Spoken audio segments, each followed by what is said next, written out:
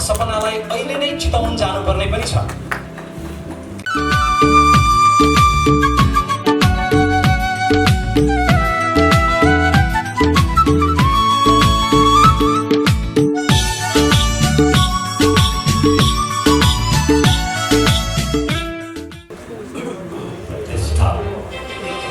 चंद्रगिरी मान शान र प्रतिष्ठा बोकेको एक फरक शैलीको सभ्य र भव्य कार्यक्रम नेशनल क्रिएटर्स अवार्ड 2020 कमिङ सुन। अब नन्दजीको मेहनत, नन्दजीको दौडधुप, उहाँको टिमले गरेको जुन काम छ त्यो काम देख्दा हामी नै छक्क पर्यौँ। त्यति धेरै दौडधुप गरिरहनु भएको थियो। त्यही भएर यो दौडधुपका कारण कतिपय कुराहरू जुन व्यवस्थित अझ बढी हुन सक्थ्यो होला, अझ सहज, अझ सुविधाका कुराहरू आउन सक्थ्यो होला, त्यसमा थोरै केही कमी भएको जस्तो लाग्छ। तर यहाँहरू सबैले यो कुरा बुझिदिनुहुन्छ होला, किनकि यो पहिलो कार्यक्रम र पहिलो कार्यक्रम नै यो हिसाबमा उहाँहरूले आँटेर गर्नुभएको छ। चन्द्रगिरी स्थानीय हुनुहुन्छ उहाँहरू र यो स्थानीय ठाउँको कामको लागि, कुराका लागि राष्ट्रिय स्तरको व्यक्तित्वलाई जोडेर अन्तर्राष्ट्रिय स्तरमा चिनाउन काम गरिरहनु भएको छ, जुन हिसाबमा जोडिएको छ। यो आफैमा एउटा विशेष र खास छ र यो टिमले गरेको कामलाई हामी सराहना गर्छौँ। अब धेरै कुराकानी नगरिकन दाइ कार्यक्रमतर्फै यहाँको ध्यान आकर्षण गर्न चाहन्छौँ। हामी आज द क्रिएटर्स ग्रुपको इनिसिएसनमा यो स्पेसल कार्यक्रम हामीले आयोजना गरिरहेका छौँ। अब यो क्रिएटर्स ग्रुपमा कतिजना सदस्यहरू हुनुहुन्छ, को आबद्ध हुनुहुन्छ, विशेष गरेर अघि हामीले युवा सशक्त युवाहरूको समूह हो यो, जसले लामो समयदेखि विभिन्न सामाजिक अभियानहरू गर्दै आउनु भएको छ भनेर छोटकरीमा कुराकानी त गरेका थियौँ र सँगसँगै उहाँले आज यो कार्यक्रम आफै गरेर पनि प्रश्न पारिदिइसक्नु भएको छ, कति इम्पोर्टेन्ट रोल उहाँले प्ले गरिरहनु भएको छ भनेर। अब हामी द क्रिएटर्स ग्रुपका सदस्यहरूको परिचयतर्फ लाग्दैछौँ।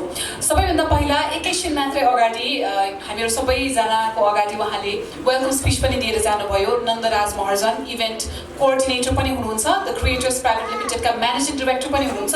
उहाँलाई मैले स्टेजमा आमन्त्रण गरेँ। हामी परिचय गराउँदैछौँ यो समूहको। सबैभन्दा पहिला Nandaraj Maharjan, managing director, the creators private limited. त्यस्तै अर्को नाम सुरेन्द्र श्रेष्ठ, जो को इभेन्ट अर्गनाइजर हुनुहुन्छ। सुरेन्द्रजी। अर्को नाम पनि लिइहालेँ रवि शाही, जो को इभेन्ट अर्गनाइजर। अर्को सदस्य हुनुहुन्छ दिपेन्द्र थापा, को इभेन्ट अर्गनाइजर, सँगसँगै उहाँ कोरियोग्राफर पनि हुनुहुन्छ। उहाँलाई स्टेजमा हामीले स्वागत गर्यौँ। राजेन्द्र कुमार राज भण्डारी, उहाँ फुड एन्ड ट्रान्सपोर्टेसन म्यानेजर यो इभेन्टका लागि। उहाँले रोल छुट्याउनु भएको छ, कुन कुन रोलमा बसेर काम गर्ने भनेर। र अर्को भलन्टियर म्यानेजरको रूपमा Ballabh Maharjan. The creators group ladies and gentlemen, उहाँहरू 6 जनाको समूहले यो सबै कुरा म्यानेज मात्र होइन, अन्य विभिन्न सामाजिक अभियानहरू पनि यसै संस्था अन्तर्गत गर्दै आउनु भएको छ। 6 जनाको लागि जोरदार ताली, सम्मान र प्रोत्साहनको लागि अनुरोध पनि गर्नु। नन्दराज महर्जन, सुरेन्द्र श्रेष्ठ, रवि शाही, दिपेन्द्र थापा, राजेन्द्र कुमार राज भण्डारी, बल्लभ महर्जन। धेरै धेरै धन्यवाद। Thank you very much. यहाँ जस्तो युवाको देशमा असाध्यै खाँचो छ। Thank you very much. अब ब्याक स्टेजमा बसेर एकदम धेरै बकलक गरेर कार्यक्रम अगाडि बढाउँ। र आजको यो कार्यक्रममा सम्मान त छँदै नै छ। सम्मान सँगसँगै नृत्य चाहिँ विशेष रूपमा छ। फरक फरक नृत्यहरू आज हामी हेर्न पाउँछौँ। सांस्कृतिक महत्त्व बोकेका नृत्यहरू आज विशेष रूपमा प्रस्तुत हुने भएको छ। अब अगाडि बढ्नुपर्छ। अगाडि बढ्नुपर्छ दाइ। तर एउटा कुरा असाध्यै भन्नु मन लाग्यो, यहाँ लाखेर नाचिरहेको बेलामा दाइलाई तानेर खोज्नु पऱ्यो, डराएर कहाँ जानुभयो त्यो कुरो चाहिँ लुकाउन पाइएन। तर असाध्यै खुसी लागेको थियो दाइ, जुन तपाईँ डराएर जानुभयो। म एकदम नडराउनुहोस् भनेर ताने नि। अब यहाँ समय छोटो भएको कारणले गर्दाखेरि केही कुरा मलाई भन्न मन लागेको थियो, भन्न पाइनँ। उत्तर थियो मसँग। अब अगाडि बढ्नुपर्छ। जसले नेपालको सान मान बढाउनु भएको छ, हामी नेपालीहरूलाई गौरवान्वित बनाउनु भएको छ। अब उहाँहरू नेसनल हिरोजहरूलाई अब सम्मान गर्ने बेला नजिकिसकेका छ र यो सम्मान प्रदान गर्नका लागि म प्रमुख अतिथिज्यूलाई स्टेजमा आमन्त्रण गर्छु।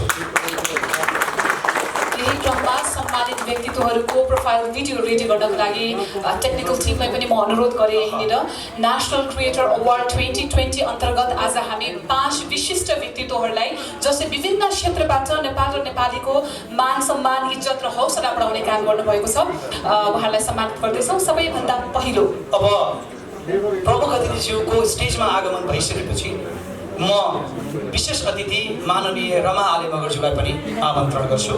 त्यस्तै मेयर घनश्याम गिरिज्यूलाई पनि स्टेजमा आमन्त्रण गर्छु। र नन्दजी यहाँलाई पनि मैले अब बोलाउनु पर्छ। नन्दराज महर्जनजी तपाईँ माथि आउनु पर्यो। अब हामी 5 जना हिरोजहरूलाई सम्मान गर्न गइराखेका छौँ। सबैभन्दा पहिला सपना रोक्का मगर। सपनाको कुरा गर्दा सपनाका कामका कुरा अहिले सर्वविदितै छ, धेरै भनिराख्नु पर्दैन। र सपनाका बारेमा केही श्रव्य दृश्य तयार छ, त्यो एकैछिन हामी हेरिसके पछाडि सपनालाई सम्मान गर्नतर्फ लाग्छौँ। सपना रोका मगर, मन वचन र कर्ममा अचम्मको जोश अनि हृदयमा दृढ सङ्कल्प। सपना रोका मगर युवा पुस्ताका लागि निराशालाई चिर्दै उज्जवल भविष्यतर्फ लैजान सकिन्छ भन्ने उदाहरणीय पात्र। म्याग्दीमा जन्मेर युवा भएको अल्लारे उमेरमै अनेकन हन्डर खाँदै संसारमै चर्चित अर्थात् वैश्व सञ्चार प्रतिष्ठान BBC की 100 महिलाभित्र पर्न सफल व्यक्तित्व, जसका दैनिकी व्यवहारिक शब्द व्यवस्थापन गर्नमा रमाएको छ। संस्कारमा जुटुटुटुको थिए। अझ अनेकन जवाफ खोज्दै उभिने प्रश्नहरू, तर एउटा अलङ्कारको प्रतिनिधि पात्र। सपनासँग यस्ता प्रश्नहरूको जवाफमा अझै फुर्सद नै छैन। मध्यमवर्गीय परिवारको जन्म, हुर्काई हुँदै पढाइकी अब्बल सपनाले 2073 सालमा म्याग्दीकै उच्च माध्यमिक विद्यालयबाट SAE उत्तीर्ण गर्नुभयो। अनगिन्ती उद्देश्य र घर परिवारको सपनाको भारी सहित गाउँबाट बेनी बजार झरेर कक्षा 11 मा भर्ना हुनुभएकी सपनाको नियतिको डोरी भने आफूले चाहे जस्तो भएन। सामाजिक सञ्जाल मार्फत एक युवकसँग परेको प्रेमले उहाँलाई सडक पेटीको पास मात्र गराएन, त्यहीबाट जीवनको बाटो पनि मोडिदियो। भोकै काटिएका ती चिसा रातहरूले जीवनलाई मृत्युसँग एकाकार गर्ला र मरेकाको अन्त्येष्टि अधिकार पूरा गराउने मसान घाटमा उभ्याउला। न सपना न उनलाई जन्म दिने आमा बाबु कसैले कुनै क्षण सोचेका थिए, तर नियतिको लेखोट मेट्ने क्षमता कोसँग र?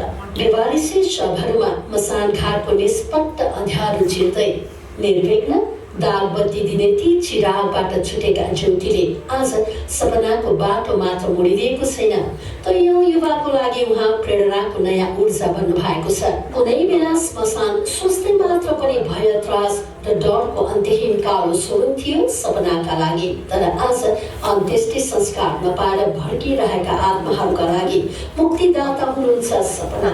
यही लगन, अठोट र परिश्रमको सफलताले नै सपनालाई BBC को विश्वको प्रभावशाली 100 महिलाको सूचीमा पुर्यायो। बनी बनोट भावीको लेखोट मोडेर कर्मपथको डोरेटो खोज्न आइपुग्नु भएकी सपनाको आगामी दिनको सफलताको राजमार्ग बेरोकटोक दौडिरहोस् र अनेकन मृत आत्माहरूले मुक्ति पाइरहन्। यही कामनाका साथ उहाँलाई सम्मान गर्न पाउँदा हामी धन्यवाद।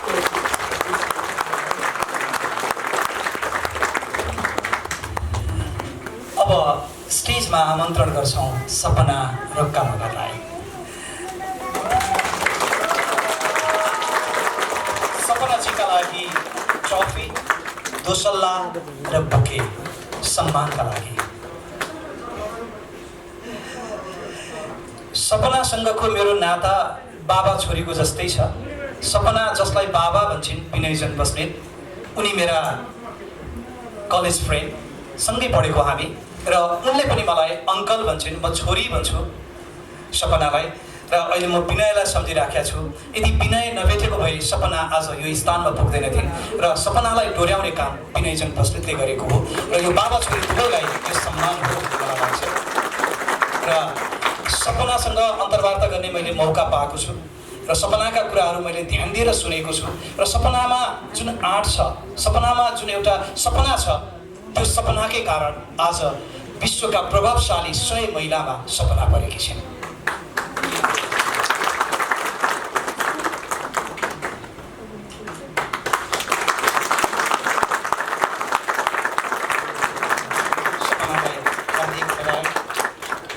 सपनाको सपना अझ माथि छ, त्यो माथिल्लो सपना पनि छिट्टो साकार होस्, पुरा होस्। र सपनालाई अहिले नै चितवन जानुपर्ने पनि छ। यस हिसाबमा सपना हामीसँग कार्यक्रमको अन्तिम समयसम्म बस्न नभ्याउने कुरा मैले जानकारी पाएको छु। सपना मिठो बोल्ने मान्छे पनि हो, स्पष्ट बोल्ने मान्छे पनि हो। सपनाका केही शब्द सुन्ने कि सेड्युलमा अहिले अलिकति पछाडि नै छ सपनाको बोल्ने क्रम, तर साँच्चै नै जानुपर्ने अवस्था रहेछ। चितवन फ्लाइट लिनुपर्ने अवस्था भएको कारणले गर्दाखेरि अहिले नै हामीले सपनाको भनाइहरू सुन्दैछौँ र स्टेजमा आउनुभएका सम्पूर्ण विशिष्ट व्यक्तित्वहरूलाई पुनः एकपटक आसन ग्रहणको लागि हामीले अनुरोध गर्यौँ। फेरि हजुरहरूलाई अहिले एकछिनमा दुःख दिन्छौँ। अबलाई सपना।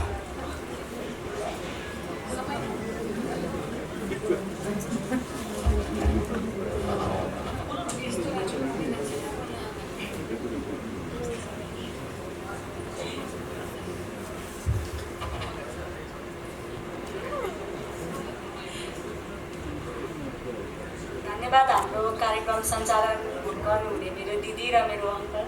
अघि नै उहाँले भनिसक्नुभयो हाम्रो सम्बन्ध एउटा बुवा छोरीको जस्तो सम्बन्ध छ भनेर भनिसक्नु भएको छ र उपस्थित एकदमै विशिष्ट व्यक्तिहरू, अग्रज व्यक्तित्वहरू र मेरो मैले उदाहरण दिनुपर्ने व्यक्तिहरू आज मेरो अगाडि हुनुहुन्छ। एकदमै धेरै खुसी लागेको छ। उहाँहरूको अगाडि मैले 2-4 शब्द मिठो बोल्छ भनेर भन्नुभएको थियो। उहाँहरूको अगाडि म बोल्नु भनेको त स्वर्गको अगाडि इन्द्रको बयान गरेको जस्तै हो। उहाँहरू आफै स्वयं हाम्रो अगाडि हुनुहुन्छ। आज हाम्रो क्रिएटर्स ग्रुपबाट यसरी मलाई र हाम्रो सम्पूर्ण इन्टायर टिमलाई एउटा नेसनल हिरोको अवार्ड दिनुभएको छ। त्यो मेरो लागि त थिएन। म त जम्मा 1% काम मात्रै गरेको छु, 99% त अझ गर्न बाँकी नै छ। मैले अहिले एकदमै धेरै सम्झिरहेको छु। हाम्रो आदरणीय बुवा हुनुहुन्छ विनयजङ बस्नेत। उहाँ अहिले आफ्नो शारीरिक अस्वस्थताका कारणले गर्दा रेस्टमा हुनुहुन्छ। एकदमै धेरै सम्झिरहेको छु। अहिले यो ठाउँमा आउनु र यो सबैको भागीदार त उहाँ नै हुनुहुन्छ। एकदमै धेरै शीघ्र स्वास्थ्य लाभको कामना हामी सबैजना मिलेर गर्नुपर्छ। अब सबैजनालाई लगभग अवगत नै छ होला सपना रोका भन्ने बित्तिकै सपनाको मेरो विगतले गर्दा म कुनै समय सडकको त्यो चिसो गल्लीहरूमा, अघि पनि भिडियोमा देखिसक्नुभयो, चिसो गल्लीहरूमा धेरै समय 6-7 दिनसम्म नखाएर पनि भोकै कटाएको त्यो सडकको पेटीमा आफ्नो त्यो इज्जतलाई जोगाउनको लागि एकदमै धेरै गाह्रो पर्ने गर्थ्यो मलाई त्यति बेलामा। अब सडकमा बस्ने भन्ने बित्तिकै सबै राम्रो मान्छेहरू सडकमा हुन्छ भन्ने पक्कै पनि छैन। 99% मान्छेहरू त दुर्व्यसनको कारणले गर्दा सडकमा बस्नेहरू हुनुहुन्छ। त्यो सडकमा बसेका दुर्व्यसनका कारणले सडकमा बसेका व्यक्तिहरूले मेरो शरीरलाई गिद्धे नजर लगाउन खोज्दा त्यो ठाउँबाट बचेर आउनु मलाई एकदमै धेरै गाह्रो हुन्थ्यो। त्योबाट उम्किएर अहिले यो ठाउँसम्म आएको आजको यो सम्मानले गर्दा मलाई एकदमै धेरै हौसला मिलेको छ र आगामी दिनहरूमा पनि यो हौसलालाई कायमै राखिकन र केही जिम्मेवारीपूर्वक म वफादार भएर काम गर्नेछु। हाम्रो अगाडि हुनुहुन्छ हाम्रो आमा हुनुहुन्छ माइती नेपालबाट। एकदमै धेरै मैले अनुराधा कोइराला सधैँ मैले भन्ने गर्थेँ को जस्तो बन्न चाहन्छ सपना भनेर धेरैजनाले मलाई प्रश्न गर्दा मैले भन्थेँ म अनुराधा कोइराला जस्तो बन्न चाहन्छु भनेर मैले हरेक समय भन्ने गर्दा आज उहाँसँगै म सम्मानित हुन पाउँदा आफूलाई एकदमै गर्वको महसुस गरेको छु। अब एकदमै उदाहरणीय व्यक्तित्वहरू हुनुहुन्छ। यसरी तपाईँहरूको अगाडि 2-4 शब्द बोल्दैछु त सम्भव छ हाम्रो कुलमान घिसिङ सरको कारणले गर्दा। एकदमै धेरै सम्झिरहेको छु डाक्टर सन्डुकलाई, जसले हामी एकैछिन 1 मिनटको लागि मात्र आँखा बन्द गरेर यो सिँढीबाट तलतिर झर्न त कति धेरै गाह्रो हुन्छ भने उहाँले त त्यो आँखा बन्द भएका व्यक्तिहरूको लागि आँखा खोल्ने काम गरिराख्नु भएको छ। उहाँको उपस्थिति नभए तापनि हामीले धेरै सम्झिरहेका छौँ उहाँलाई। हाम्रो पूर्व डिआइजी हुनुहुन्छ जो एकदमै राष्ट्र सेवकको दरिलो खम्बा हुनुहुन्छ। सबैजना अग्रज व्यक्तित्वहरूको अगाडि म त एउटा सानो भुइँ मान्छे, सानो अब सिक्दैछु, धेरै सिक्दैछु। तपाईँहरूबाट अझै पनि हौसला, तपाईँहरूको आशीर्वाद मायालाई साथलाई लिएर अझै पनि आगामी दिनमा राम्रो गर्ने प्रतिबद्धता साथै तपाईँहरूको यो सम्पूर्णको माया साथ हौसला आगामी दिनमा पनि मलाई सधैँ गरी यसरी रहिरहन्छ भन्ने अपेक्षा साथै म बिदा हुन्छु।